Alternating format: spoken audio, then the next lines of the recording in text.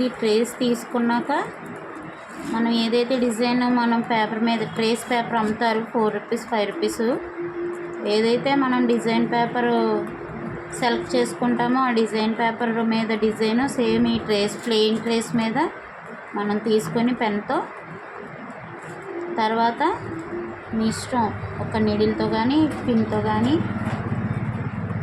ఏదైనా మనం హోల్స్ పెట్టుకోవాలి. ఇలాగా డిజైన్ పైనే హోల్స్ పెట్టుకుంటే మనం డిజైన్ వేసేటప్పుడు ఆ పౌడరు ఈ డిజైన్ మీద యాస్టీస్ దిగుతుంది. ఈ హోల్స్లోంచి డిజైన్ దిగడం వల్ల ఆ డిజైన్ మాత్రమే బ్లౌజ్ మీద పడుతుంది. బ్లౌజ్ మీద అయినా దేని మీద అయినా.